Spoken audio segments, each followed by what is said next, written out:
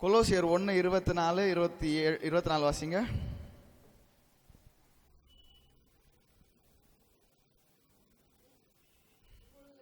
அப்பொழுது நான்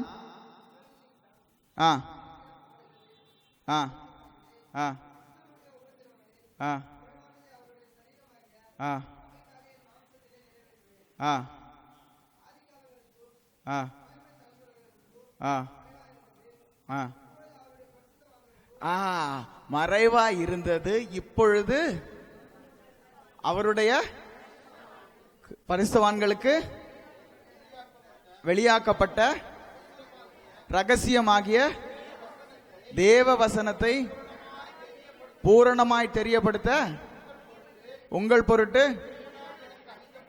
எனக்கு அளிக்கப்பட்ட உத்தியோகத்தின்படி நான் அந்த சபைக்கு ஊழியக்காரனானேன். அப்போ ஆதி காலத்திலிருந்து மறைக்கப்பட்ட இந்த விஷயத்தை நான் மக்களுக்கு சொல்றதுக்காக எனக்கு எவ்வளோ பாடு வந்தாலும் எவ்வளோ கஷ்டம் வந்தாலும் நான் மறைக்கப்பட்டிருந்த இந்த உண்மையை நான் யாருக்கு சொல்லுவேன்? பரிசுத்தவான்கள். பரிசுத்தவான்கள் யாரு? நீங்க தான் பரிசுத்தவான்கள். மறைக்கப்பட்டிருந்த உண்மை என்ன? 2 நாள் கேட்டீங்கல்ல, இதுதான் மறைக்கப்பட்டிருந்த உண்மை. நான் கிறிஸ்துவ போல இருக்கேன், அவரை போல இருக்கேன், என்னால முடியாதது எதுவுமே இல்லை. விளங்குதா? அப்ப இந்த சுபாவத்தை கொண்டவங்களா பலரால பழைய ஏற்பாட்டு விசுவாசிகளால் எல்லாம் அனுபவிக்க முடியல.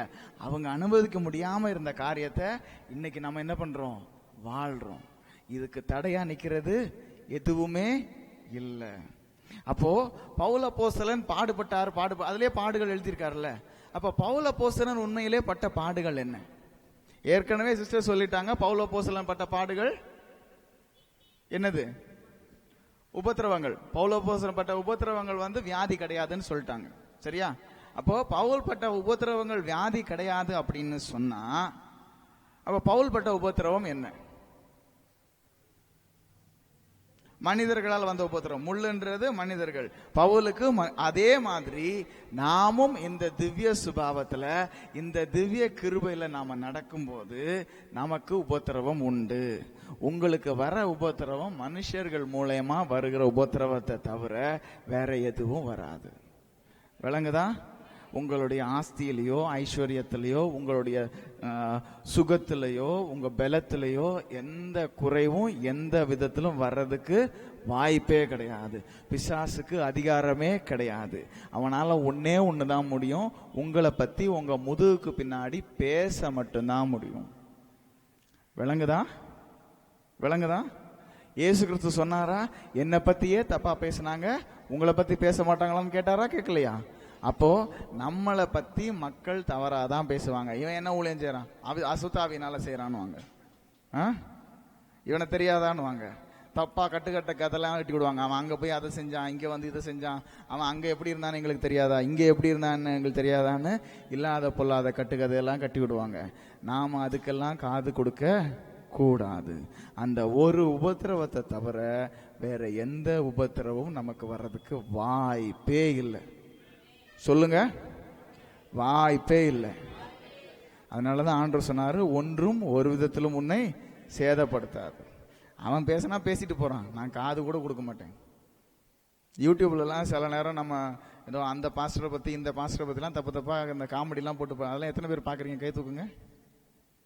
நான் இது வரைக்கும் ஒன்று கூட திறந்து பார்த்ததில்லை. யாராவது காட்டினாங்கனாலும் அதை நீங்களே வச்சுக்கோங்க, வேணான்னு விட்டுருவேன். அதை பார்த்து நம்ம என்ன பண்ண போறோம்? உலகத்தில் அந்த மாதிரி விஷயங்கள் நடக்க தான் செய்யும். அந்த ஒரு உபத்திரவத்தை தவிர நமக்கு வேற உபத்திரவம் கிடையவே கிடையாது. சரியா? ரைட்.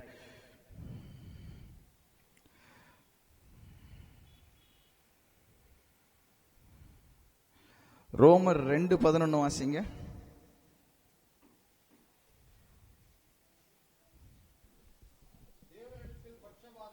தேவனிடத்தில் பட்சபாதம் இல்லை. சரி, அது மட்டும் போதும். எபேசியர் 6:9 வாசிங்க. என்ன ஒருத்தவங்க கலாத்தியர் 2:6 எடுங்க. எபேசியர் 6:9, என்ன ஒருத்தவங்க கலாத்தியர் 2:6. ஏதாவது வாசிங்க யாராவது. யாராவது ஒருத்தர் வாசிங்க. வாசிங்க பிரதர். நீங்களும் ஆ ஆ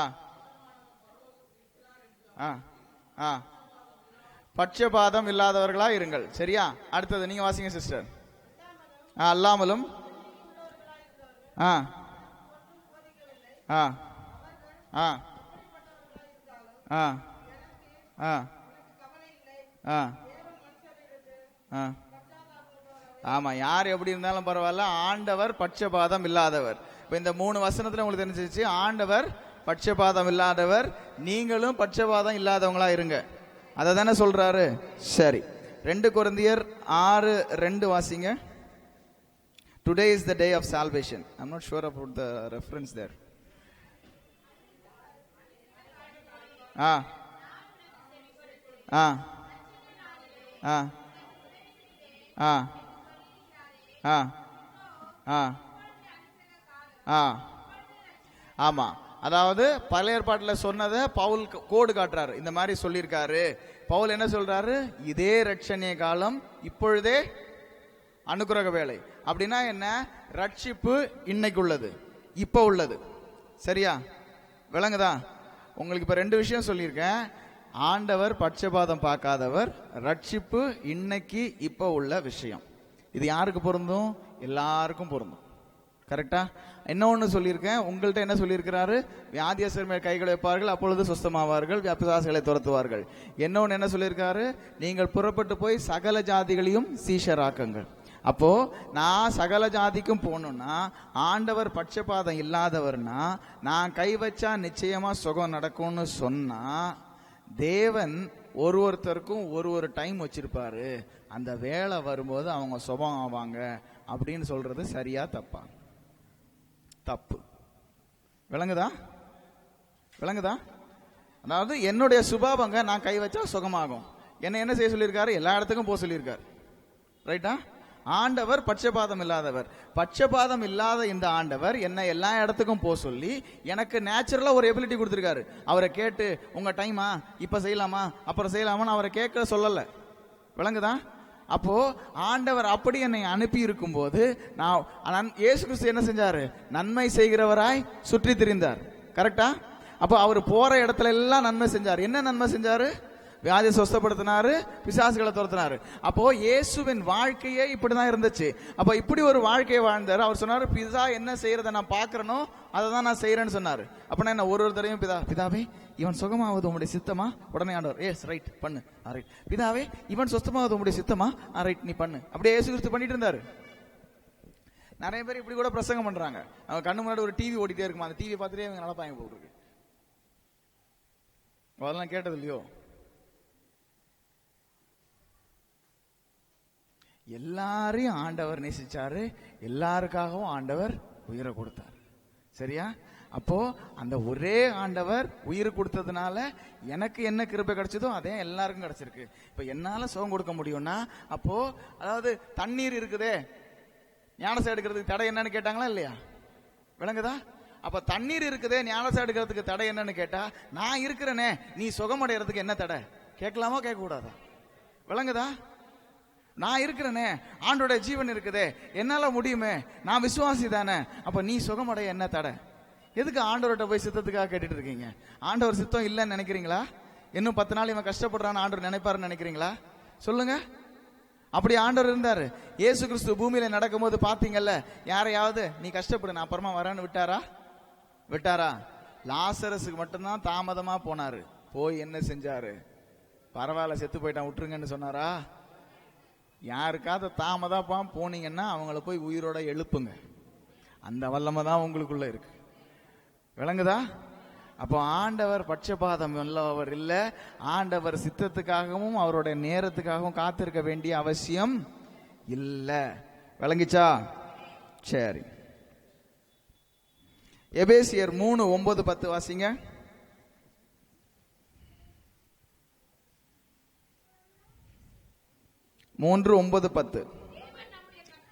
தேவன் நம்முடைய கர்த்தராகிய கிறிஸ்து இயேசுவுக்குள் கொண்டிருந்த அநாதி தீர்மானத்தின்படியே உன்னதங்களில் உள்ள துரைத்தனங்களுக்கும் அதிகாரங்களுக்கும் அவருடைய அனந்த ஞானமானது சபையின் மூலமாய் இப்பொழுது தெரிய வரும் பொருட்டாக இயேசு கிறிஸ்துவை கொண்டு.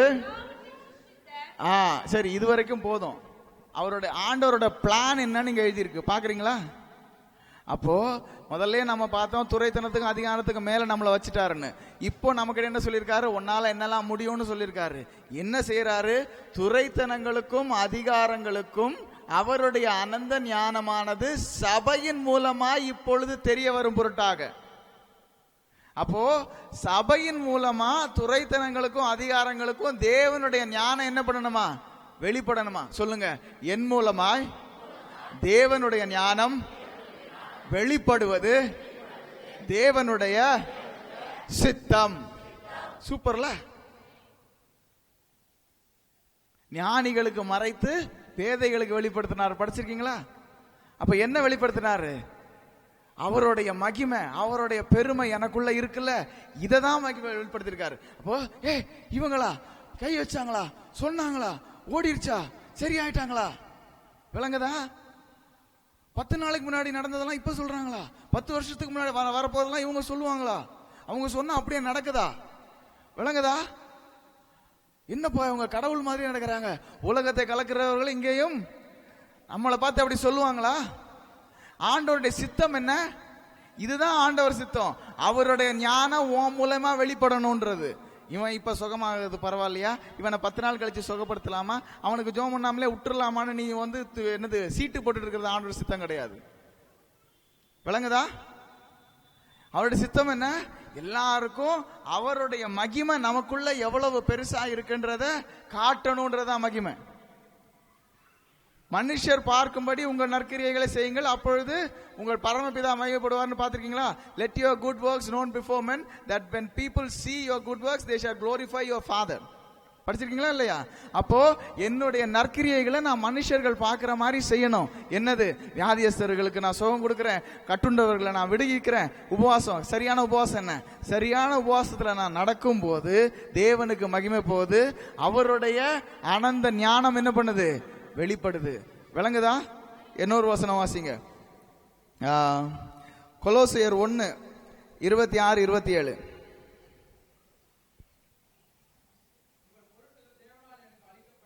உங்கள் பொருட்டு தேவனால் எனக்கு அளிக்கப்பட்ட ஓகே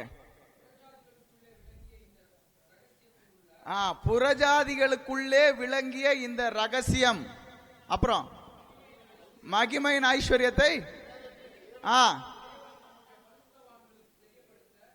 புரியுதா? அப்போ அவருடைய மகிமையின் ஐஸ்வர்யம் எப்ப வெளிப்படும்? நாம வெளியில போய் கேட்கிறவங்களா மட்டும் இல்லாம கேட்டதை செய்யறவங்களா இருக்கும்போது அவருடைய மகிமை ஐஸ்வர்யம் வெளிப்படும். அப்ப எல்லாரும் பார்த்து இந்த அப்பா எவ்வளவு பெரிய ஆண்டவர்னு சொல்லுவாங்க. சொல்லுவாங்களா சொல்ல மாட்டாங்களா? விளங்குதா?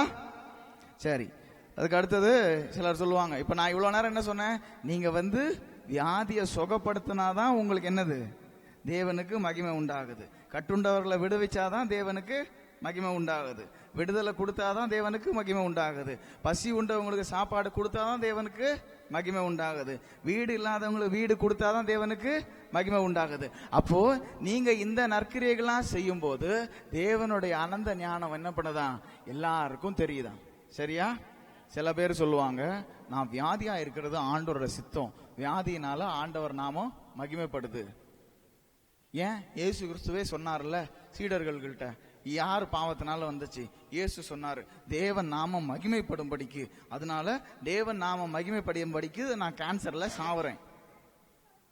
கேன்சர்ல செத்தா ஆண்டவர் நாமம் மகிமைப்படுமா? கேன்சர் இருந்து ஒரு ஆண்டவருடைய பிள்ளை கையை வச்சு கேன்சர் சரியானா தேவன் நாமம் மகிமைப்படும். சரிதானே? அந்த வசனத்தை ஒரு தடவை வாசிச்சிடலாம். 1 யோவான் 2-7 வரைக்கும் இருக்கும். 6வது வசனம் வாசிங்க.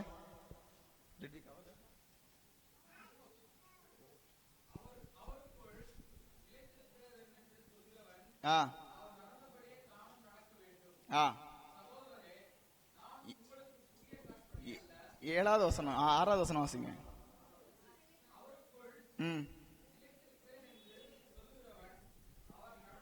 யோவான் 9 தானே வாசிக்கிறேன். யோவான் 9:2-7. இல்ல யோவான் அப்பொழுது அவருடைய சீஷர்கள் அவரை நோக்கி ஏன் இவனுக்கு வியாதி வந்துச்சுன்னு கேக்குறாங்க. அதுக்கப்புறம் சரி, அடுத்தது யார் பாவமும் கிடையாது, தேவனுடைய கிரியைகள் வெளிப்படும் படிக்கு. அடுத்தது சரி, அதனால அவன் அப்படியே விட்டு போயிட்டாரா? அப்புறம்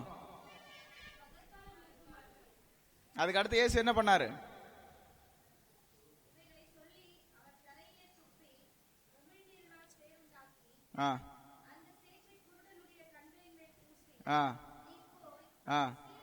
ஆமா, அப்ப என்ன பண்றாரு? துப்பி எடுத்து கழுக சொல்றாரு. அதுக்கப்புறம் அவன் சரியானானா இல்லையா? அப்போ இயேசு என்ன பண்ணாரு? தேவனுடைய நாம மகிமைப்படும்படிக்கும் குமாரன் மகிமைப்படும்படிக்கும் இவைகள் உண்டாச்சுன்னு சொன்னாரு. சரியா? அப்போ எப்படி நாம மகிமைப்படுது? வியாதிப்பட்டவன் விடுதலை பண்ணப்பட்டாதான் நாமம் மகிமை பண்ணுது. அப்போ நாமளும் தேவன் நாமக்கு மகிமை உள்ளவர்களா வாழணும்னா நாம என்ன செய்யறவங்களா இருக்கணும்? வியாதிப்பட்டவர்களை விடுதலை செய்யறவங்களா இருக்கணும். விளங்குதா?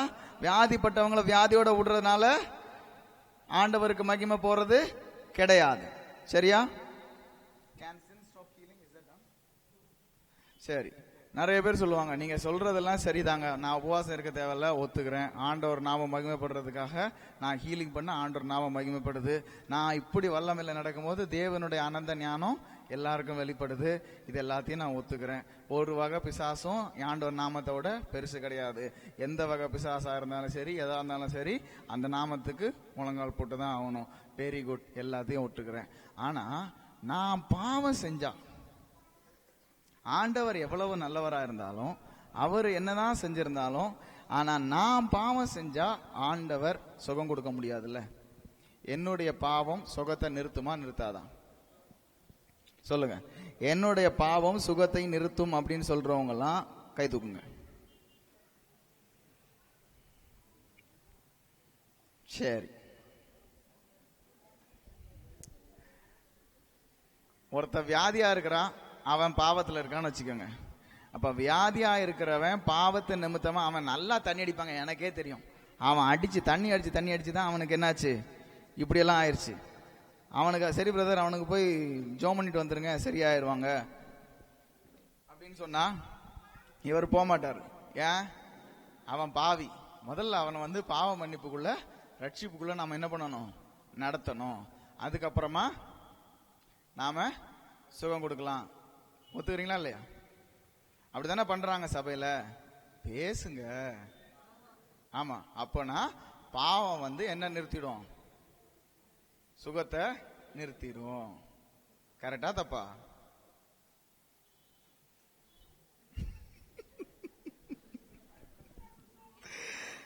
சரி, இயேசு அநேகருக்கு சுகம் கொடுத்தார்.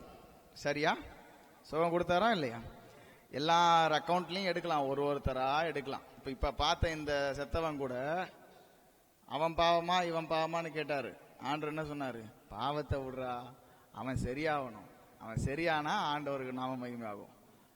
அதுதானே சொன்னாரு. விளங்குதா? சரி, அதே மாதிரி அந்த ஒரு ப்ராஸ்டிடியூட் ஒருத்தி வருவா, கதை ஞாபகம் இருக்கா? அவர்கிட்ட ஆண்டு சொல்லுவாரு, போ இனி பாவம் செய்யாதே. அவ வந்ததுக்கு அப்புறம் நீ என்னென்ன பாவம் செஞ்ச, பாவ மன்னிப்பு கேளு முதல்ல. சரி, சுகத்தை பெற்றுக்கோ, சரி போமா. அப்படி அனுப்பி விட்டாரு. சுகம் எப்ப நடந்துச்சு? அப்போ பாவத்தை அவர் சுகத்துக்கு நடுவுல கொண்டு வரவே இல்லை, சுகத்தை கொடுத்தார். அதுக்கப்புறமா செய்யாதன்னு சொன்னார். விளங்குதா? அதே மாதிரி உங்கள் மூப்பர்ல உங்கள் சபையில யாராவது வியாதிப்பட்டிருந்தா என்ன செய்ய சொன்னாரு? மூப்பர்களை வரவழைத்து, அப்போ அடுத்த வசனம் என்னது? விசுவாசம் உள்ள ஜெபம் பிணியாளியை ரட்சிக்கும். அதுக்கு அடுத்த வரி என்னது? அவன் பாவம் செய்திருந்தால் அது அவனுக்கு மன்னிக்கப்படும். பாவ மன்னிப்புக்காக யாராவது ஜோம் பண்ணாங்களா? இல்ல யாராவது பாவ மன்னிப்பு கேட்டாங்களா? விளங்குதா இல்லையா? Praise God. ரோமர் 2:4 படிங்க.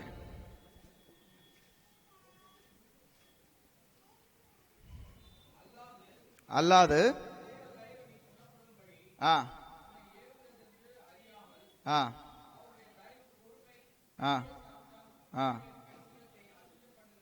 ஆ அதுக்கு முன்னாடி வசனம் ஆ ஆ ஆ அதுக்கு அடுத்தது அதான் அதான் அப்படியே தொடர்ந்து படிங்க. அல்லது தேவ தயவு நீ குணப்படும்படி உன்னை ஏவுகிறது என்று. அப்போ என்னவா, the goodness of God leads to repentance. தேவ தயவு நீ குணப்படும்படி. இந்த குணப்படும்படி அப்படின்றது வந்து வியாதியிலிருந்து குணமாகிறது கிடையாது. விளங்குதா? அந்த பாவம் ரிப்பன்டன்ஸ், இங்கிலீஷ்ல ரிப்பன்டன்ஸ்ன்ற வார்த்தை வந்து பாவ மன்னிப்பு. அப்போ நீ இருதயத்துல பாவத்தினாலும் உன்னை பாவத்தின் பிடியினாலும் நீ இருக்கும்போது தேவ தயவு உனக்கு தெரிஞ்சதுன்னா, ஆண்டவர் இவ்வளவு தயவுள்ளவரான்னு தெரிஞ்சா அந்த கிருபை உன்னை என்ன பண்ணும்? விடுதலையாக்கும். விளங்குதா? அப்போ ஒருத்தன் தண்ணி அடிச்சு தம் அடிச்சு அவன் வீணா போயிட்டான், அவன் கஷ்டப்படல இருக்கானா, நீங்க போய் கை வச்சு அவனுக்கு இருக்கிற வியாதியை போக்குனீங்கன்னு சொன்னா அவனுக்கு என்ன தெரியும்? தேவனுடைய அன்பும் தயவும் தெரியும். அப்ப தேவனுடைய தயவையும் அன்பையும் புரிந்தவனாய் அவன் என்ன செய்வான்? மனம் திரும்புவான். விளங்குதா? அதை விட்டுட்டு நீ அதை விடு, இதை விடு, இதை பிடிச்சிக்க, அதை வச்சிக்கன்னு சொல்லிட்டு இருந்தீங்கன்னா அவனை இன்னும் கொஞ்சம் கட்டிட்டு தான் வரீங்க. நீங்க கட்ட அவுக்கிறவங்களா இல்லை. ஆண்டவர் என்ன சொன்னார்? நீங்க எவைகளை கட்டவைகளோ அவைகள் அவுக்கப்பட்டிருக்கும், நீங்க எவைகளை கட்டுகிறீர்களோ அவைகள் கட்டப்பட்டிருக்கும். நீங்க போய் வியாதியில இருக்கிறவனை இன்னும் கொஞ்சம் எரியிற நிறுத்தியில எண்ணெய் ஊத்தின மாதிரி ஊத்திட்டு தான் வந்தா அப்ப அந்த கட்டப்பட்டு தான் இருப்பான். அவனுக்கு என்ன சொல்லணும்? சிம்பிள் மேட்டர், விடுங்க, நான் இதை சரி பண்றேன் அப்படின்னு ஆண்டவர் நாமத்தை சொல்லி வெளியில போன்னு சொன்னீங்கன்னா அந்த பிசாசு வெளியில போகும், அந்த வியாதி அவனை விட்டு நீங்கும், அவனுக்கு தேவ தயவு புரியும், அவன் குணமடைவான். விளங்குதா? குணமடைவான்னா அவன் இருதயத்தில் மாறுதல் உண்டாவான். he will come into repentance. அப்ப வியாதியை சுகப்படுத்தாம யாரையும், முதல்ல சால்வேஷன், அதுக்கப்புறம் தான் டிசைபிள்ஷிப். சபையில என்ன நடக்குது? முதல்ல டிசைபிள்ஷிப், அப்புறம் தான் சால்வேஷன். தப்பு. விளங்குதாங்க? முதல்ல ரட்சிப்பு வரணும், அதுக்கப்புறம் தான் சீஷனா மாத்தணும். நீங்க ரட்சிக்கவே இல்லைன்னா அப்புறம் எப்படி அவனை சீஷனா மாத்துறீங்க?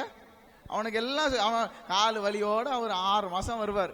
இவர் 6 மாசம் பாஸ்டர் போதனை கொடுத்து கொடுத்து அவர் அப்படியே இவர் இழுத்து கொண்டு வர்றாரு ஆண்டருக்குள்ள. 6 மாசம் கழிச்சு சரி பாஸ்டர் நினைப்பார் இன்னைக்கு அவனை சுகப்படுத்துறோம்னா ஒன்றும் நடக்காது. உடனே திரும்ப இன்னும் 6 மாசம் நீங்க இன்னும் பரிசுத்தப்படணும் அப்படின்னு. நீங்க போய் யாருக்காவது நேற்று பரிசுத்தப்படுத்திட்டு வந்தீங்களா? யாரையாவது இல்ல யாராவது 6 மாசம் வெயிட் பண்ணுங்க பிறகு வரேன்னு சொன்னீங்களா? விளங்குதா? அப்ப அவங்க ஆண்டரை அன்பை நேற்று பார்த்தாங்களா? அந்த அந்த அவங்களுக்கு இப்ப சத்தியத்தை சொன்னா அவங்க ஏத்துப்பாங்களா? அதுக்கப்புறம் ஆண்டவருக்கு இது பிடிக்கும், ஆண்டவருக்கு இது பிடிக்காது, நம்ம ஆண்டவர் பிள்ளையா இருந்தா நம்ம இப்படிலாம் இருக்கலாம்னு சொன்னா அவங்க ஏத்துப்பாங்களா? அப்போ முதல்ல ரட்சிப்பு, முதல்ல அன்பு, முதல்ல கிருபை. அந்த கிருபையும் அன்பையும் அவன் பார்க்கும்போது அவன் இருதய மாறுதல் அடைந்து அவன் ரட்சிப்புக்குள்ள வரும். அதுக்கப்புறமா நீங்க உட்கார வச்சு டிசைபிள்ஷிப் எல்லாம் பண்ணுங்க. என்ன? சரி, பிரைஸ் காட். எத்தனை பேருக்கு நல்லா போயிட்டு இருக்கு? ஹல்லேலூயா. சரி, இதுல என்ன ஒரு விஷயம் இருக்கு, நீங்க அவசரப்பட்டு யார் மேலேயும் கை வச்சிடாதீங்க அப்படின்னு. எத்தனை பேர் அதெல்லாம் கேட்டிருக்கீங்க?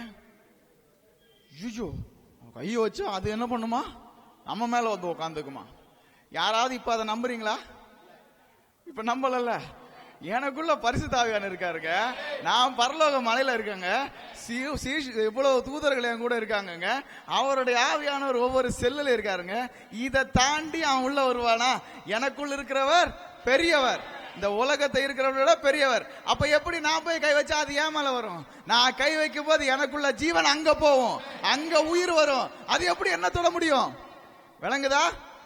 சரியா? சரி, இருந்தாலும் அதுல உள்ள உண்மை என்னன்னு பாத்துருவோம். திமோத்தி எடுங்க, 1 திமோத்தி 5:22 எடுங்க.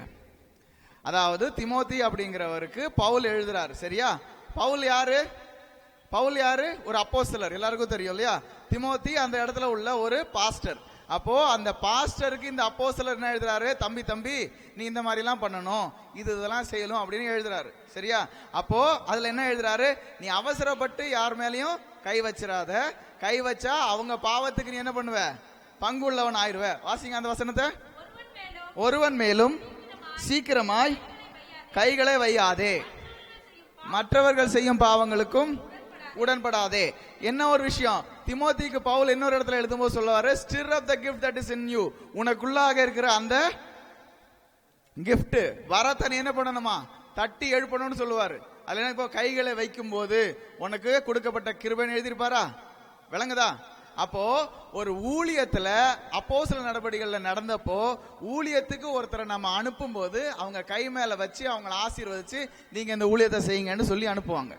இப்ப சபையில என்ன இருக்கும், சிறுவர் ஊழியம் இருக்கும், இல்லைன்னா என்னது யூத் மினிஸ்ட்ரி இருக்கும், இல்லாட்டி இவாஞ்சலிக்கல் மினிஸ்ட்ரி இருக்கும், இல்லாட்டா பவர் மினிஸ்ட்ரி, ஒரு ஊழியம் இருக்கும். இப்ப இந்த ஒவ்வொரு ஊழியத்தையும் பாக்குறதுக்கு ஒரு மக்கள் இருப்பாங்க.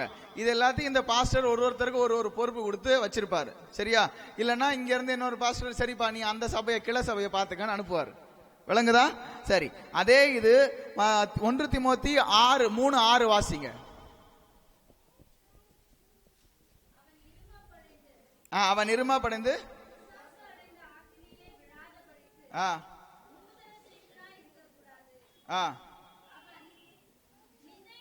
அதுக்கு முன்னாடி வசனம் வாசிங்க.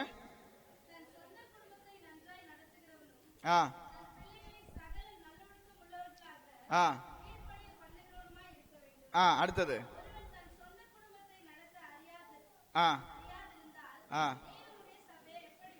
விளங்குதா? அப்போ சபையில ஒரு விஷயத்தை நாம பண்ணணும்னா அவன் முதல்ல குடும்பத்துல ஒழுங்கா இருக்கணும். அவன் தேவனுடைய வார்த்தையில தேறினவனா, ஓரளவுக்கு வசனம் தெரிஞ்சவனா இருக்கணும். இங்கிலீஷ்ல எப்படி இருக்கும், do not put the novice into the position of authority அப்படின்னு இருக்கும். அதாவது ஒன்னும் தெரியாதவனை ஒரு சின்ன பப்பாவை கொண்டு போய் ஏதாவது ஒரு ஊழியத்து பொறுப்பு கொடுத்து உட்கார வைக்காத, சரியா? இப்பதாங்க நேத்து தான் ரட்சிக்கப்பட்டார் அவர் உடனே இருந்தாங்க ஒரு 10,000 பேர் இருக்காங்க, அந்த சபையை போய் பாத்துக்கங்கன்னா என்ன ஆகும்? 2 வாரம் தான், ஒண்ணுமே இருக்காது. கரெக்டா? விளங்குதா? இப்போ வியாதியஸ்தர் மேல் கை வைப்பார்கள் அவர்கள் சுத்தமாவார்கள். இது பேசிக். இதெல்லாம் என்னோட அடையாளம், நான் கை வைக்கிற சுகமாயிருச்சு, அவ்வளவுதான். இதெல்லாம் சிம்பிள் மேட்டர். இது எல்லாமே விசுவாசிகள் செய்யக்கூடிய காரியங்கள். ஆனா ஒரு கூட்ட மக்களை ஆண்டவருக்காக நடத்த, அந்த மாதிரி ஒரு பொறுப்புள்ள விஷயங்கள் செய்யணும்னா அவங்களுக்கு சில மெச்சூரிட்டி தேவை. பவுல் எழுதுறாரா யாரை எந்த மாதிரி பொறுப்புல வைக்கணும்னு? அப்படி பொறுப்புல அமர்த்துற வேலையை யார் பார்த்தா? திமோத்தி பார்த்தாரு. சோ அந்த மாதிரி மக்களை பொறுப்புல வைக்கும் போது அவசரப்பட்டு அவனையாவது ஒன்னும் தெரியாதவனை கொண்டு போய் பொறுப்புல உட்கார வைக்காத. நீ அப்படி பொறுப்புல உட்கார வச்சா அவன் இடறதுனால அந்த பாவத்துல நீனும் பங்கு உள்ளவன் ஆயிடுவேன்னு சொல்றாரு. விளங்குதா? இது நீங்க போய் இதேதான் இந்த வசனமும் லூக்கா 16:17 முரண்படுதா? இப்ப அதுல சொல்றாரு வியாதியஸ்தர் மேல் கை வைப்பார்கள் சொல்றாரு. நான் ஆண்டவர்கிட்ட கேட்டு கை வைக்க தேவையில்ல, அவருடைய ஜீவன் எனக்குள்ள இருக்கு, நான் கை வச்சா நடக்குது. அப்ப இந்த இடத்துல எப்படி நீ அவசரப்பட்டு கை வைக்காதன்னு சொல்றாரு? இந்த கேள்வி எனக்கு வரணுமா வேண்டாமா? அப்போ நான் சுவிசேஷ வேலைக்காக போகும்போதோ இல்லைன்னா வியாதியஸ்தருக்காக சுகப்படுத்தும் போதோ இதை சொல்லல. இது சபைக்குள்ள யாராவது ஒருத்தருக்கு அவசரப்பட்டு ஏதாவது ஒரு பொறுப்பை கொடுக்காதீங்க. ஒரு பொறுப்பு கொடுக்கறதுக்கு முன்னாடி அவருடைய கேரக்டர் என்ன, வீட்டில் எப்படி இருக்கிறாரு, வெளியில எப்படி இருக்கிறாருன்னு பார்த்து அவருடைய பொறுப்பை கொடுங்க. விளங்குதா? 4 பேர் நடத்துறதுக்கு தகுதி உள்ளவரா இருக்கணும். நீ அவசரப்பட்டு ஒன்னும் தெரியாதவங்களை தகுதி உள்ள பொறுப்புல வைக்காத. அப்படி நீ வச்சுட்டா அவங்க செய்யற தப்புக்கு நீயும் பங்காளி ஆயிருவேன்னு சொல்றாரு. விளங்கிச்சா? இப்ப யாருக்கும் ஏற்கனவே உங்களுக்கு எல்லாம் பயம் இல்லை கை வைக்கிறதுக்கு, இருந்தாலும் தெரிஞ்சுக்கோங்கன்றதுக்காக சொன்னேன். ஹல்லேலூயா. எனக்குள்ள பரிசுத்தவான் இருக்கார், நான் வச்சா பிசாசு ஓடணும். ஆமென், பிரைஸ் காட். சரி, இவங்க உற்சாகமா போயிடுவாங்க, போய் ஊழியெல்லாம் பண்ணிட்டு வந்துடுவாங்க. ஊழியம் பண்ணிட்டு வந்ததுக்கு அப்புறமா ஒரே தலைவலிங்க, நான் போனல செம்ம ஹீலிங்க, நேத்து பா தெரிச்சு ஓடிச்சு, 4 பேர் தலைவலி போயிடுச்சு தெரியுமா? 4 பேர் தலைவலி போயிடுச்சு. இவங்களுக்கு வீட்டுக்கு வந்தோன்னா ஜுரம். இவர் பெரிய ஊழியம் செஞ்சுட்டு வந்துட்டாரு, 4 தலைவலி போயிடுச்சு. வீட்டுக்கு இவர் ஜுரம். என்னன்னா அற்புதமான விடுதலை ஊழியம் செஞ்சாரா, பிசாசு என்ன பண்ணிட்டானா, குடிச்சிட்டானா.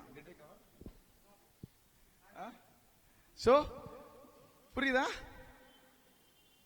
முதல்ல இப்படி பேசுறவங்க அவங்கள பத்தி நிறைய யோசிக்கிறாங்க, அதுல இருந்து முதல்ல திரும்பணும். விளங்குதா? இவங்க செஞ்சது என்னவோ பெரிய ஊழியமா.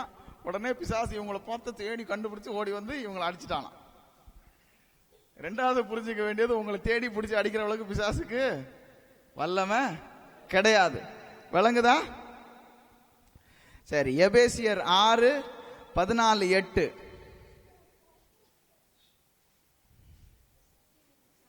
எபேசியர் 6:14-18 வரைக்கும்.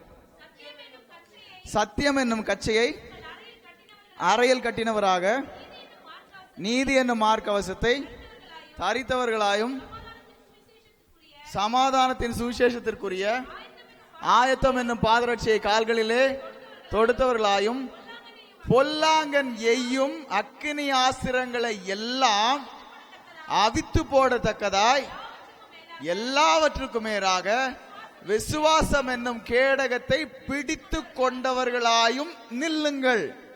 என்ன பண்ணணும்? சண்டை போடுங்கன்னு போட்டிருக்கா. நிக்கணும். எதை பிடிச்சிட்டு நிக்கணும்? விசுவாசம் என்னும் கேடயத்தை. விசுவாசம் எப்படி எனக்கு வரும்? வார்த்தையை கேட்கறதுனால வரும். என்ன வார்த்தை? ஒன்றும் ஒரு விதத்திலும் என்னை சேதப்படுத்தாது. அதான வார்த்தை. அவருடைய ரத்தத்தோட ரத்தமா கலந்திருக்கிறேன், அவரோட ஒரே மாம்சமா இருக்க, அவரோட ஒரே ஆவியா இருக்கிற, தேவனுடைய நகரத்தில் இருக்கிறேன், அவருடைய மலையில இருக்கிறேன், அவருடைய சுபாவத்துக்கு பங்குள்ளவனா இருக்கிறேன்.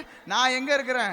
எல்லா துறைத்தரங்களும் அதிகாரத்துக்கும் மேல உட்கார்ந்து இருக்கிறேன். அவர் இருக்கிறது போலவே நான் இங்க இருக்கிறேன். ஒன்றும் என்னை ஒரு விதத்திலும் சேதப்படுத்தாது. அவருடைய பரிசுத்த ஆவியானவர் இருக்கிறார். யோவான்ல 4:4 1 யோவான் 4:4 சொன்ன மாதிரி, உலகத்தில் இருக்கிறவனை காட்டினும் எனக்குள்ள இருக்கிறவர் பெரியவர். எனக்கு வலது பக்கமாய் 1000 பேரும் இடது பக்கம் 10,000 பேரும் வந்தாலும் அது என்னை அணுகாது. என் கண்களால் மாத்திரம் நான் கண்டு துன்மார்க்கருக்கு வரும் அழிவை காண்பேன். இந்த விசுவாசத்துல நான் நிலையா நிக்கணும். அவ்வளவுதான். விளங்குதா? விளங்குதா? நீங்க ஊழியத்துக்கு போனாலும் வீட்டுக்கு வந்தாலும் எங்க இருந்தாலும் நீங்க அந்த மலையில தான் இருக்கீங்க, அந்த ஆண்டவருக்குள்ளதான் இருக்கீங்க, அந்த நகரத்துக்குள்ளதான் இருக்கீங்க, அந்த தூதர்கள் உங்களை சூழ்ந்துதான் இருக்காங்க. நீங்க அதே இடத்துல தான் இருக்கீங்க. இப்ப அங்க போயிட்டோம், இங்க வந்துட்டோம், என்னுடைய காவலை இறக்கிட்டோம், அப்படியெல்லாம் ஒண்ணுமே கிடையாது. நீங்க எங்க நின்னாலும் எப்ப நின்னாலும் உங்களை பிசாசால தொட முடியாது. நான் செய்ய வேண்டியதெல்லாம் என்ன பொல்லாங்கனால தொட முடியாதுன்ற அந்த விசுவாசத்தின் கேடயத்தை மட்டும் எடுக்கணும். அந்த விசுவாசம் என்ன பண்ணுமா? பொல்லாங்கன் எய்யும் அக்கினி ஆஸ்திரியங்கள் எல்லாம் எல்லாம் அவன் எப்படிப்பட்ட அம்பு போட்டாலும் அதை என்ன பண்ணுமா? அவித்து போடுமா. விளங்குதா? இயேசு சொன்னார், இந்த கல்லின் மேல் என் சபையை கட்டுவேன், பாதாளத்தின் வாசல்கள் சபையை மேற்கொள்வது இல்லை. நீங்க சபை தானே? அப்ப உங்களை பாதாளத்தின் வாசல்கள் மேற்கொள்ள முடியுமா? முடியாது. அப்புறம் எப்படி வீட்டுக்குள்ள ஃபீவர் வந்துச்சுன்னு சொல்றீங்க? நோ. வர முடியுமா? என்ன பிசாசால தொட முடியுமா? வாய்ப்பே இல்ல. சொல்லுங்க, வாய்ப்பே இல்ல. விளங்குதா? ஏன்னா எனக்கு தெரியும் நான் அவரோட இருக்கிறேன். என்ன அவன் தொடரணும்னா கிறிஸ்துவை தாண்டி வந்தாதான் தொட முடியும். நான் கிறிஸ்துக்குள்ள இருக்கேன். விளங்குதா? என்ன உன்னை தொடுகிறவன் என் கண்மணியை தொடுகிறான்னு சொன்னாரு. அப்ப என்ன? நான் அவரோட ஒரே ஆவியா கலந்திருக்கிறேன். அப்ப இயேசு கடவுள். He that is united with God is one spirit with God. படிச்சிருக்கீங்களா? கிறிஸ்துவோட இணைந்தவன் எவனும் கடவுள் பிதாவோட ஒரே ஆவியா இருக்கிறான். அப்ப நான் அவரோட ஒரே ஆவியா இருக்கும்போது பிசாசால என்ன பண்ண முடியாது? தொட முடியாது. அப்ப நான் ஊழியம் பண்ணிட்டு வந்தா தொடுவானா? அவனால என்ன தொட முடியாது. ஏன்னா நான் விசுவாசத்தின் கேடயத்தை பிடிச்சவனா நிக்கிறேன். விளங்குதா? ஹல்லேலூயா.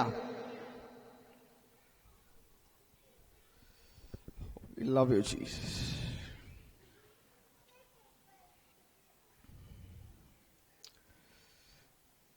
இன்னொரு விஷயம் இருக்கு. உங்களோட போதகர் யாரு? I think we did that. உங்களுக்கு போதிக்கிறது யாரு? யாருங்க? யாரு யாரு யாரு? உபவாசமாங்க? போவாசா? ஓ, பாஸ்டர் உங்க போதகர் போவாசா? நல்லது நல்லது நல்லது. Very good. Appreciate your pastor. Is a wonderful man of God. சரி, நமக்கு போதித்து நம்ம நடத்துறது யாரு? பரிசுத்த ஆவியானவர். சில நேரங்க இந்த பரிசுத்த ஆவியானவருக்கு நம்மளை சரியா போதிச்சு நடத்த தெரியாது. அவரால் சில நேரம் முடியாம போயிடும். அதனால அவர் என்ன பண்ணுவாரு, பிசாசை கூப்பிட்டு ஒரு வியாதி கூட இவனுக்கு அப்படின்னு. அப்போ நான் வியாதியில இருக்கும்போது, நான் கஷ்டப்பட்டுட்டு இருக்கும்போது என்கிட்ட அப்புறம் பரிசுத்த ஆவியானவர் பேசி நான் சரியானதுக்கு அப்புறம் என்னை சரி பண்ணி விட்டுருவாரு. இப்படின்னு நிறைய பேர் நினைச்சிட்டு இருக்காங்க. அது சாத்தியமா? இல்ல. உங்களுக்கு பிரசங்கமே பண்ண வேணாம், எல்லாத்தையும் புரிஞ்சுக்கிட்டீங்க போங்க. சூப்பர். நீங்க விளங்குதா? அவர் என்ன நேசிக்கிறாருங்க, அவர் என் கூட இருக்காருங்க, என்னுடைய நன்மை, நான் உபவாசம் கூட இருக்க தேவையில்லைன்னு அவர் சொல்றாரு. விளங்குதா? அந்த அளவுக்கு என் மேல என் ஆத்மா வாழ்வதை போல எல்லாவற்றிலும் வாழ்ந்து சுகமா இருக்குன்னு நினைக்கிறாரு. அப்ப அவர் ஒரு வியாதியை கொடுத்து எனக்கு ஏதாவது போதிப்பாரா? அவருக்கு புள்ள நானு, என்னை நேசிக்கிறனால வார்த்தையினால அவர் என்ன பண்ணுவாரு, எனக்கு பேசுவார். இதை இப்படி செய்யாத, இப்படி செய்யன்னு அவர் என்னோட பேசுகிறவராயிருப்பாரே தவிர என்ன கஷ்டத்துக்குள்ளேயும் வலிக்குள்ளேயும் அழுத்துகிறவராய் இருப்பதே இல்ல. விளங்குதா? அப்ப ஆண்டவர் வியாதியை கொடுத்து யாருக்கும் சொல்லி கொடுக்கறது இல்ல. மத்தேயு 5:44 சொல்லுது, தேவன் நல்லவனுக்கும் கெட்டவனுக்கும் எல்லாருக்கும் என்ன பண்ணுதாராம், சூரியனை உதிக்க பண்ணுறாரு. சரியா? எத்தனை பேர் எல்லாருக்கும் ஆகாரம் கொடுக்கிறாரா? அவன் பசி உள்ளவனா, என்னது துன்மார்க்கனா இருந்தாலும் கொலைகாரனா இருந்தாலும் எல்லாருக்கும் ஆகாரம் கொடுக்கிறாரா? அப்படி எல்லாருக்கும் ஆகாரம் கொடுக்கிறவர், அவரை நேசிச்சு அவர் வீட்டுல அவர் பிள்ளையா இருக்கிறவங்களுக்கு நமக்கு வியாதி கொடுப்பாரா? யோசிக்கிறீங்களா? வசனம் இருக்குல்ல, எந்த மனுஷனும் தன்னுடைய any man is tempted by his own evil desire. தேவன் ஒருவரையும் சோதிக்கிறது இல்லை, அவரால் சோதிக்கப்பட முடியாதுன்னு வசனம் இருக்கு. வாசிச்சிருக்கீங்களா? இல்லையா? சொல்லுங்க.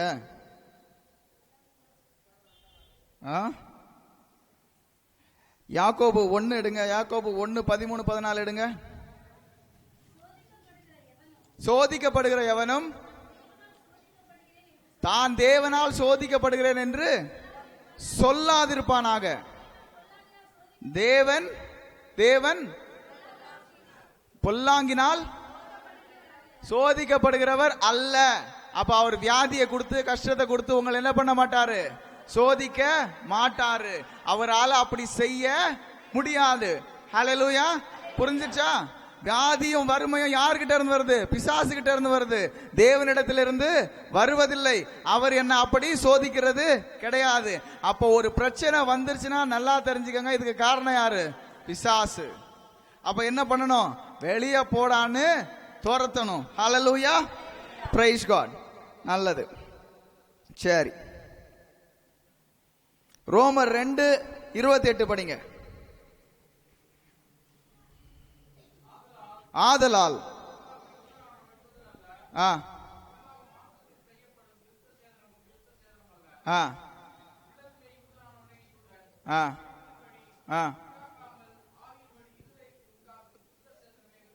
ரோமர் 8:28 தானே?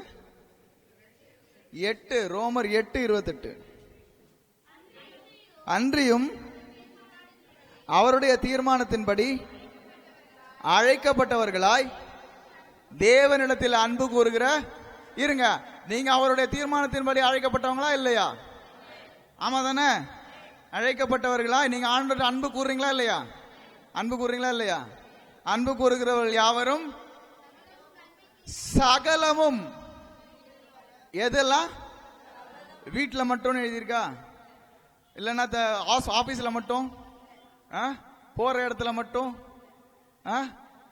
என்ன எழுதியிருக்கு? சகலமும்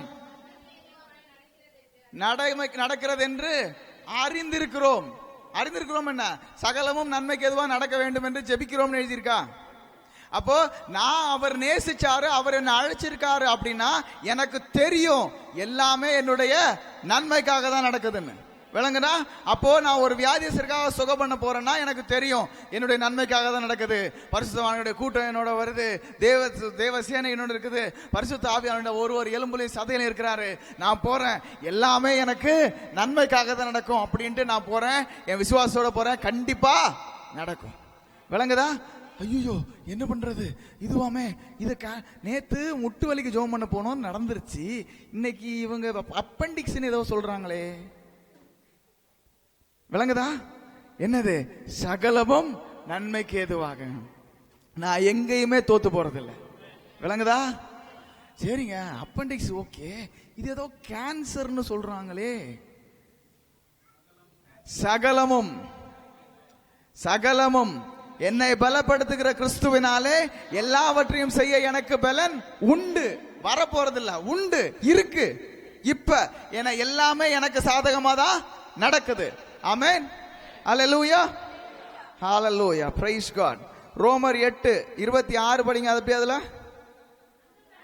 அந்தபடியே ஆவியானவரும் நம்முடைய பலவீனங்களில் நமக்கு உதவி செய்கிறார்.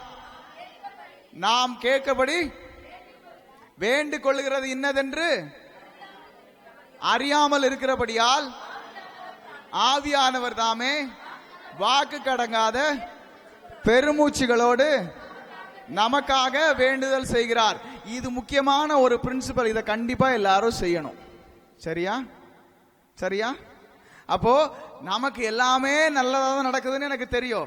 ஆவியானவர் தான் என் முழுசு இருக்கிறாருன்னு தெரியும். நான் போறதுக்கு முன்னாடி எனக்கு எல்லாத்தையும் அவர் ஆயத்தப்படுத்தி வைக்கிறாருன்னு எனக்கு தெரியும். ஆனா ஒருத்தனுக்கு வியாதினா அந்த வியாதி வெளியே போன்னு சொல்றதுக்கு எனக்கு தெரியும். ஒருத்தனுக்கு வலினா வலி வெளியே போன்னு சொல்ல எனக்கு தெரியும். நான் கை வச்சா சுகம் நிச்சயமா உண்டுன்னு எனக்கு தெரியும். ரைட்டா? ஆனா எனக்குள்ள இந்த இருக்கிற இந்த ஆவியானவரை நான் எப்பவுமே என்ன பண்ணணும்? ஆக்டிவேட் பண்ணி வச்சிருக்கணும். விளங்குதா? அவர் என்ன பண்ணுவாரா? வாக்கு கடங்காத பெருமூச்சுகளாலே நமக்காக வேண்டுதல் செய்வார். அப்படின்னா என்ன? நமக்காக பிதாவிடத்தில் வேண்டிக் கொள்வார். போச்சு போங்க. ஏதோ பிதா ரொம்ப கோபமா இருக்கிறாரு, ஆவியானவர் போய் பிதா கிட்ட பரிந்து பேசுறாரா என்ன? விளங்குதா? இப்போ ஆவியானவர் வாக்கு கடங்காத பெருமூச்சுகளோடு விண்ணப்பம் பண்ணுவாருன்னா இவர் பிதா கிட்ட பரிந்து பேசுறது இல்ல. ஆவியானவரே பிதாதான். இயேசு எப்படி பிறந்தாரு? பரிசுத்த ஆவியானவரால தான் வந்தாரு. அப்ப இயேசுக்கு பிதா யாரு? அதான் நான் கொஞ்சம் நிறைய பேசணும், அதெல்லாம் சிம்பிளா. ரைட்டா? அப்ப பிதாவையும் ஆவியானவரையும் தனித்தனியா பிரிச்சு பார்க்காதீங்க. அதனாலதான் திரியேக தேவன் சொல்றாங்க. திரியேகனா யாரு எங்க இருக்காங்கன்னு கண்டுபிடிக்கிறது கொஞ்சம் கஷ்டமான விஷயம். ஓகேவா? சரி. அப்போ ஆவியானவர் தாமே வாக்கு கடங்காத பெருமூச்சுகளோடு விண்ணப்பம் பண்ணுகிறார்னா, உங்களுக்கு ஏற்கனவே சொன்னாங்க ஆவி ஆத்மா சரீரம் எக்ஸ்பிளைன் பண்ணும்போது இந்த பூமி இல்லாம இந்த சரீரம் இல்லாம உலகத்துல என்ன பண்ண முடியாது? எதுவுமே செய்ய முடியாது. அப்போ ஆவியானவர் இந்தியாவில் ஏதாவது ஒரு மாற்றத்தை கொண்டு வரணும்னா, இல்லைன்னா தமிழ்நாட்டில் ஒரு மாற்றத்தை கொண்டு வரணும்னா, உங்களுடைய சிந்தனைக்கு உங்களுடைய மண்டைக்கு எட்டாத சில விஷயங்களை ஜெபம் பண்ணணும்னு நினைக்கும் போது அவர் உங்களுடைய சரீரத்தை எடுத்துப்பார். உங்களை நிறைச்சி அவர் பேசுவார். நீங்க என்ன பேசுறீங்கன்னு உங்களுக்கே புரியாது. ஆனா நீங்க தேசங்களுக்காக விண்ணப்பம் பண்ணிட்டு இருப்பீங்க. விளங்குதா? அது போல தருணங்களும் நேரங்களும் உங்களுக்கு நிச்சயமா வரணும். நீங்க நாளைக்கு 4 நாள் கழிச்சு யாராவது ஒருத்தருக்காக ஜெபம் பண்றதுக்கு போவீங்க. ஆனா ஆவியானவர் இன்னைக்கே உங்களை என்ன பண்ணுவாரு? தயார் பண்ணுவாரு. எப்படி தயார் பண்ணுவாரு? நீ ஜெபிக்க வேண்டிய விஷயங்கள் உனக்கு தெரியாம இருக்கும்போது அவர் உனக்குள்ள இருந்து விண்ணப்பங்கள் அனுப்புறார். அப்ப ஆவியானவர் என் வாயை பயன்படுத்தி விண்ணப்பம் அனுப்பும் போது அந்த காரியங்களை தேவ தூதர்கள் அங்க என்ன பண்றாங்க? சரி பண்ணி வைக்கிறாங்க. அப்படி ஆவியானவர் எனக்குள்ள இருந்து நிறைஞ்சு வர்றதுக்கு நான் என்ன பண்ணணும்? இடம் கொடுக்கணும். அந்நிய பாஷை பேசுகிறவன் பக்தி விருத்திக்கு எதுவாக பேசுகிறான், அவனோட பக்தி விருத்தி. அப்போ நான் பக்தி விருத்தி எப்படி ஆகுது? இன்னைக்கு போய் ஜெபம் பண்ண நடந்துச்சு, நாளைக்கு போய் அப்ப என்னோட விசுவாசம் ஒரு ஹீலிங் பண்ணும்போதும் ஒரு பிசாசு வரது போது என்ன பண்ணுது? வளருது. நான் வீட்டுக்குள்ள வந்து ஆனா உங்களுடைய வாழ்க்கை வெறும் ஹீலிங் பண்றதா, ஹாஸ்பிட்டல் போறதா மாத்திரம் இருக்கவே கூடாது. ஆண்டவரோட உள்ள உறவு தேவை. விளங்குதா? இவ்வளவுதான் தேவை. நான் வீட்டுக்குள்ள வந்தா என் ஆண்டவரோட எசஞ்சு இருந்து உங்களை நேசிக்கிறேன், உங்களை துதிக்கிறேன், நீ நல்லவர், எனக்கு ரொம்ப பிடிக்கும் அப்படின்னு அவர் கூட ஜாலியா இருக்கேன். வெளியில போனாலும் அவர் கூட ஜாலியா இருக்கிறேன். 2 ஜாலிக்கு ஒரே ஒரு வித்தியாசம் தான் இருக்கு. இங்க அவர் கூட பேசிக்கிட்டு இருக்கிறேன், இங்க அவர் நாமத்துல பேசிக்கிட்டு இருக்கிறேன். அவ்வளவுதான். விளங்குதா? அப்போ ஆவியானவர் வாக்கு கடங்காத பெருமூச்சுகளோடு உங்கள இருந்து பேசுறது நீங்க என்ன பண்ணணும்? இடம் கொடுக்கணும். எத்தனை பேருக்கு இந்த அனுபவம்லாம் இருந்துச்சுன்னு தெரியல. சில நேரம் வாயிலிருந்து வார்த்தையே வராது. அந்த ஆவியானவர் நிரம்பி அப்படியே அழுத்தி நம்மளை இறுக்கி கண்ணீரா வரும். வாயிலிருந்து வார்த்தை சொன்னா வார்த்தை வராது. You can feel the pressure of the holy ghost. அப்படி தேவன் உங்கள் மூலமா ஜெபிக்கிறதுக்கு அவருக்கு நீங்க என்ன பண்ணணும்? இடம் கொடுக்கணும். விளங்குதா? Praise God. ஹல்லேலூயா. எப்படி நல்லா போதா? ஏதாவது கத்துக்கிட்டீங்களா? ஆமென். அப்ப நம்மளால முடியாது ஏதாவது இருக்கா? நம்மளை தடை செய்யறவங்க யாராவது இருக்காங்களா? சரி, நீங்க யாருமே சுகம் அளிக்கிறதுக்கு ஒரு அட்மாஸ்பியர் தேவை, அங்க போனா நடக்கும், இவங்க ஆராதிச்சா நடக்கும் அப்படின்னு சொல்லக்கூடாது. நீங்க போகும்போதே என்ன வருது? பரலோகம் உங்க கூட வருது, தேவன் வராரு, திரியேக தேவன் உங்களுக்குள்ள வாசமா இருக்கிறாரு, அவருடைய ஆவியானவர் உங்களுக்குள்ள இருக்காரு.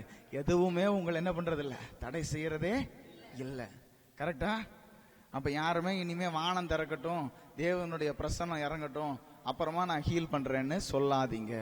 நீங்களே தேவனுடைய பிரசன்னம். நீங்க நின்னா தேவன் நின்ன மாதிரி, நீங்க போனா பரலோகம் போன மாதிரி. அப்போ தேவனுக்கு என்ன ரிசல்ட் வருமோ, பரலோகத்துக்கு என்ன ரிசல்ட் வருமோ அதுதான் உங்களுக்கும் வரும். ஹல்லேலூயா. விளங்கிச்சா? Thank you Jesus. சரி, 2 கொரிந்தியர் 10:3-5 வரைக்கும் வாசிங்க.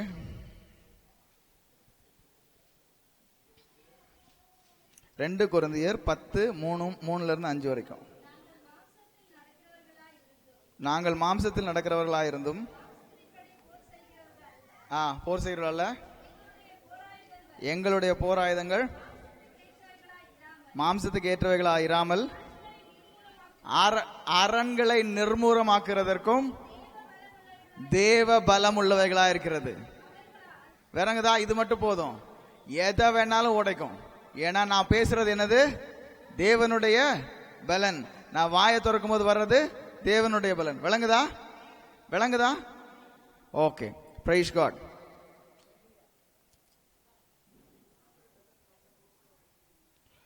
Okay, that's good, we'll do that.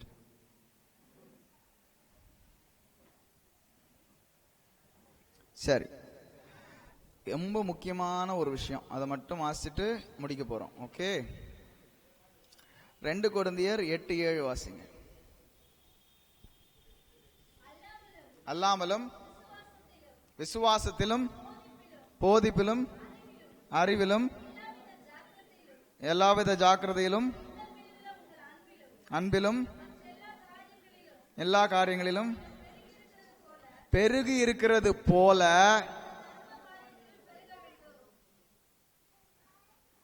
Okay கிருபையிலும் பெருக கடவீர்கள் அப்படின்னு இருக்கு. ஓகேவா? சரி, எபிரேயர் 13:9 வாசிங்க.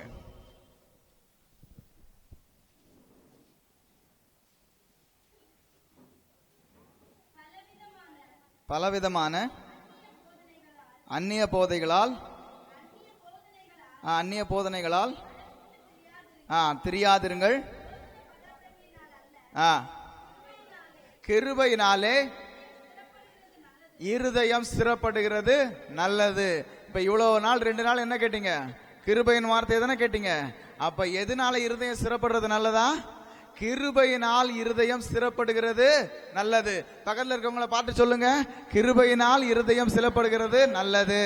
சொல்லுங்க, கிருபையினால் இருதயம் ஸ்திரப்படுகிறது நல்லது.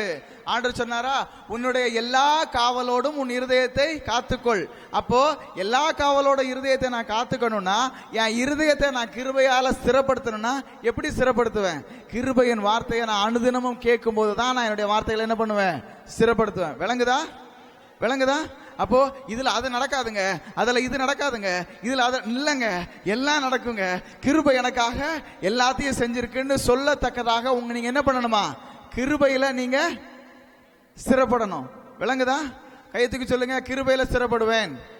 என்ன ஒருக்கா சொல்லுங்க, கிருபையில ஸ்திரப்படுவேன். நல்லா சொல்லுங்க, கிருபையில ஸ்திரப்படுவேன். ஹல்லேலூயா. எப்படி நான் கிருபையில ஸ்திரப்படுவேன்? யோசுவா 1:8 வாசிச்சோமா இல்லையா? வாசிங்க பாப்போம். இந்த நியாயப்பிரமாண புஸ்தகம் உன் வாயை விட்டு விலகாதிருப்பதாக. அடுத்தது, இதில் எழுதியிருக்கிறபடி எல்லாம் நீ செய்யும்படிக்கு, நீ கவனமா இருக்கும்படிக்கு இரவும் பகலும் அதில் தியானமாயிருது. அடுத்தது, அப்பொழுது நீ உன் வழியை ஆயத்த பண்ணுவாய். அப்போ நான் என் இருதயத்தை காத்துக்கொள்ளணும், என் இருதயத்தை நான் கிருபையில ஸ்திரப்படுத்தணும். அப்ப என் இருதயத்தை நான் என்னது கிருபையில ஸ்திரப்படுத்துறதுக்கு நான் என்ன சொல்லணும்? தாவீது சொன்னா, நான் உமக்கு விரோதமா பாவம் செய்யாதபடிக்கு என் இருதயத்தில் உடைய வார்த்தைகளை வைத்திருக்கிறேன்னு சொன்ன. அது தெரியாத உங்களுக்கு? என்னங்க சோ அப்போ என் இருதயத்துல நான் ஸ்திரப்படுத்தணும்னா இந்த கிருபையின் வார்த்தைகள் என்ன பண்ணணும், என் வாயை விட்டு விலகாம இருக்கணும்.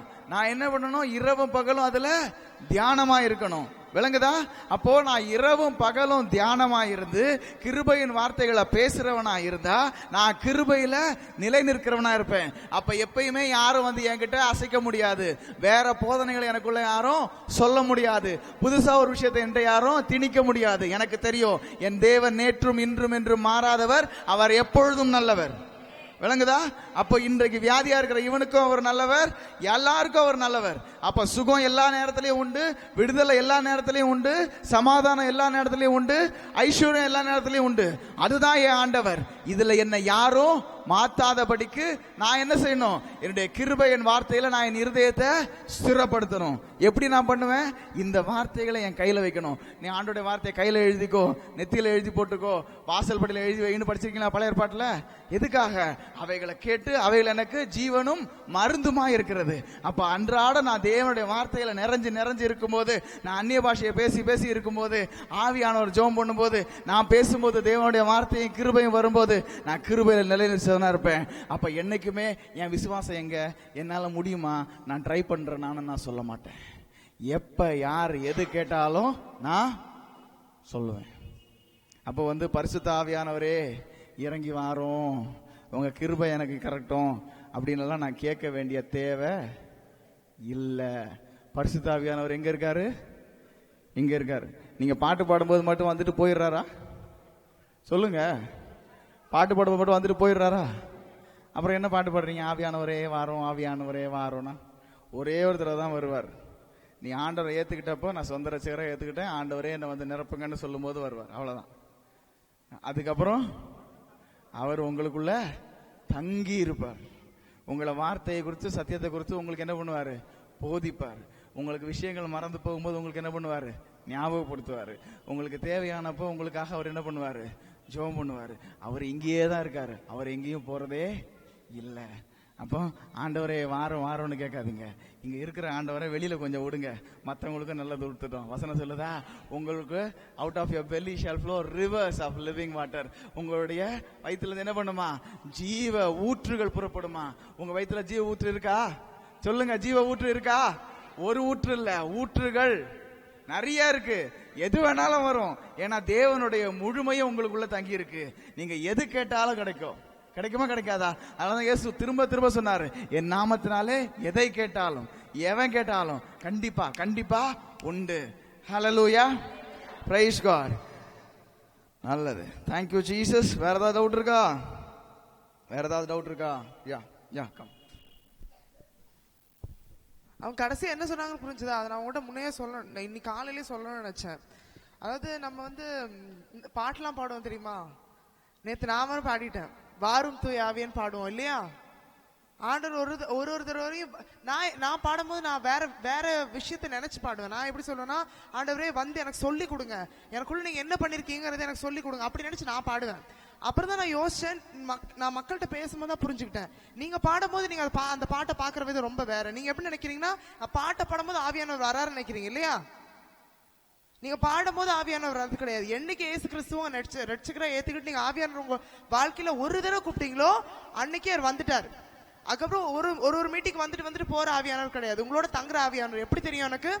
1 கொரிந்தியர் 3:16 என்ன சொல்லுது? Know ye not ye are the temple of God and the Spirit of God lives within you.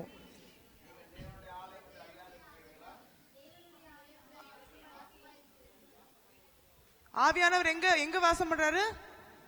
உங்களுக்குள்ள வாசம் பண்றாரு இல்லையா? அவர் வந்துட்டு போற ஆவியானவர் இல்ல. அது புரிஞ்சது இல்லையா? ஓகே. இன்னும் ஒரு விஷயம் அண்ணா கேட்டாங்க, அது உங்களுக்கு எந்த அளவுக்கு அந்த ஒரே ஒரு இது வந்து உங்களுக்கு எந்த அளவுக்கு தெளிவா புரிஞ்சு எனக்கு தெரியல. இது சொன்னாங்க இல்லையா, இந்த ஜாதி பிசாசு வந்து சரி, அது கடைசியில என்ன புரிஞ்சது? கடைசியில அது பைபிள்ல தானே இருக்கு. அப்புறம் நம்ம உபவாசம் பண்ணணுமா வேண்டாமா? பண்ணணுமா வேண்டாமா? வேண்டாம். ஏன்? எப்படி சொல்றீங்க? சரி, ஆன்சர் இதுதான். அந்த ஸ்கிரிப்சர் இருக்கு இல்லையா, அந்த வசனம், அந்த வசனம் வந்து ஒரிஜினல் கிரேக், இது புதிய ஏற்பாடு எழுதினது கிரேக்கத்துல. ஓகே, கிரேக்க பைபிளை எடுத்து பாத்தீங்கன்னா அந்த வசனமே அங்க இல்ல, அப்படி ஒரு வசனமே கிடையாது. டிரான்ஸ்லேஷன் பண்ணும்போது அந்த வசனத்தை ஆட் பண்ணிருக்காங்க. நீங்க தமிழ் பைபிளையும் ஒரு சில இடத்துல பாத்தீங்கன்னாலும் ஒரு சில இடத்துல பிராக்கெட்ல போட்டு கீழே வந்து இதெல்லாம் வந்து ஒரிஜினல் மேனுஸ்கிரிப்ட்ல இல்லன்னு கீழே எழுதிருப்பாங்க. ஒரு சில பைபிள பாத்தீங்கன்னா நீங்க கொஞ்சம் ரிசர்ச் பண்ணி பாருங்க, அந்த கிரேக்க இதுல அப்படி ஒரு வசனமே கிடையாது. புரியுதா? முன்னாடி அவர்தான் சொல்றாரு அவிசுவாசத்தினால நடக்கலன்னு சொல்லிட்டு, திரும்ப இங்க லிங்கே இல்லாத அங்க ஒரு வசனம் அது வந்து தொங்குற மாதிரி உங்களுக்கு தெரியும் நீங்க படிச்சு பாத்தீங்கனாலே. அது காரணம் என்னன்னா அது ஒரிஜினல் பைபிளே கிடையாது. புரிஞ்சுதா? அவ்வளவுதான். ஓகே. ஹிந்தி பைபிள் யாராவது உங்களுக்கு ஹிந்தி ஃப்ரெண்ட்ஸ் இருந்தாங்கன்னா ஹிந்தி பைபிளை வாங்கி அந்த வசனத்தை தேடி பாருங்க. ஹிந்தி பைபிளில் மேக்ஸிமம் எல்லா பைபிளையும் பிராக்கெட்ல போட்டிருக்காங்க. இந்த வசனம் வந்து ஒரிஜினல் பாஷையில இல்லை அப்படின்னு சொல்லி பிராக்கெட்ல எழுதி போட்டிருப்பாங்க. ஆமா, அதே மாதிரி ஆங்கில பைபிள் யார்கிட்டயாவது இருந்துச்சுன்னா ஆங்கில பைபிள் வாங்கி பாருங்க. NIV வெர்ஷன்ல அந்த வசனமே இருக்காது. ஓகே, சரி. கடைசியா ஒரே ஒரு வசனம் வாசிக்கலாம். ரெடியா? ரெடியா? மத்தேயு 7:21. அதே இது லூக்கா 6:31 இருக்கு. பரலோகத்துக்கு என் பிதாவின் சித்தத்தை செய்கிறவனே பிரவேசிப்பானே அல்லாமல் என்னை நோக்கி கர்த்தாவே கர்த்தாவே என்று சொல்லுகிறவன் பிரவேசிப்பது. அப்ப பரலோகத்தில் இருக்கிற என் பிதா என்ன சித்தம் வச்சிருக்காரு? எல்லாரும் சுகமா இருக்கணும், யாரும் வியாதியோட இருக்கக்கூடாது, யாரும் பிசாசு பிடியில இருக்கக்கூடாது, யாரும் கஷ்டப்படக்கூடாது, யாரும் பசியோட இருக்கக்கூடாது, யாரும் துணியோட இருக்கக்கூடாது. இதுதானே என் பரலோக பிதாவோட சித்தம். ஆமாவா இல்லையா? அதை படிங்க. அதை செய்யாம இருக்கிறவன் என்ன பண்ண மாட்டானா? வாசிங்க. ஆமா, பரலோகத்திற்கு என் பிதாவின் சித்தத்தின்படி செய்கிறவனே பரலோக ராஜ்யத்தில் பிரவேசிப்பானே அல்லாமல் என்னை நோக்கி கர்த்தாவே கர்த்தாவே என்று சொல்லுகிறவன் அதில் பிரவேசிப்பில்லை. மாச கணக்கில் உபவாசம் இருக்கிறவனும் மாச கணக்கில் என்னது அமாவாசை ஜபங்கள் செய்கிறவனும் வேற என்னது என்ன வேணா பண்ணுங்க, எல்லாமே கர்த்தாவே கர்த்தாவேன்னு சொல்ற கூட்டம் தானே. சொல்லுங்க சொல்லுங்க. எத்தனை தடவை வேணாலும் சபையில கூடி வாங்க, நீங்க சபையிலேயே படுத்து தூங்குங்க, என்ன பண்ணாலும் நீங்க என்ன செய்றீங்க? கர்த்தாவே கர்த்தாவேன்னு சொல்றவங்களா மட்டும்தான் இருக்கீங்களே தவிர மேல சொல்ற மாதிரி என் பிதாவின் சித்தத்தை செய்கிறவர்களா இல்ல. அப்படி பிதாவின் சித்தத்தை செய்கிறவர்களா இல்லைன்னா என்ன நடக்கும்னா அதுல இருக்கு, படிச்சுக்கோங்க. விளங்குதா? அப்போ யாருக்கும் எந்த விதத்திலையும் கஷ்டமே இருக்கக்கூடாது. எல்லாரும் எல்லா விதத்திலும், அதான் சொன்னார், உன் ஆத்மா வாழ்கிறது போல நீ எல்லாவற்றிலும் வாழ்ந்து சுகமாயிரு. அப்ப உலகம் முழுசும் அவங்க ஆத்மா வாழ்ற மாதிரி எல்லாத்திலையும் வாழ்ந்து சுகமா இருக்கிறது தான் பிதாவுடைய சித்தம். அந்த பிதாவுடைய சித்தத்தை நிறைவேற்றுறதுக்காக தான் நான் இங்க இருக்கேன். நான் காலையில எந்திரிச்சா எங்க ஃபாஸ்டிங் பிரேயர் போவேன், எங்க கோயிலுக்கு போவேன்னு யோசிக்காம எத்தனை பேருக்கு சுகம் கொடுக்க முடியும், எத்தனை பேரை பிசாசு பிடியில விடுதலை பண்ண முடியும், எத்தனை பேருக்கு ஆகாரம் கொடுக்க முடியும், எத்தனை பேருக்கு வீடு கொடுக்க முடியும் அப்படின்னு யோசிங்க. அதுதான் உண்மையான உபவாசம். ஹல்லேலூயா. நம்ம வாழ்க்கை இனி இப்படி மாறுமா? சொல்லுங்க, வாழ்க்கை மாறுமா? முடிவு எடுக்கிறீங்களா? தேவனே சொல்லுங்க, தேவனே இன்றைக்கு உம்முடைய சித்தத்தின்படி உம்முடைய நாமத்தின் வார்த்தையின்படி கிருபையினாலே இந்த முடிவை எடுக்கிறேன். நான் பிசாசுகளை துரத்துகிறவனாகவும் வியாதியை சுஸ்தப்படுத்துகிறவனாகவும் பசி உள்ளவர்களுக்கு ஆகாரத்தை கொடுக்கிறவனாகவும் உடை இல்லாதவர்களுக்கு உடை கொடுக்கிறவனாகவும் எல்லா ஆத்மாவும் சுகித்து சுகமாய் வாழ உம்முடைய சித்தத்தை பூமியிலே நிறைவேற்றுகிறவனாக வாழ்வேன். உம்முடைய கிருபை எனக்கு போதும். இயேசுவின் நாமத்தில் ஆமென். ஹாப்பியா? Praise God. ஹல்லேலூயா. கர்த்தர் நல்லவர்.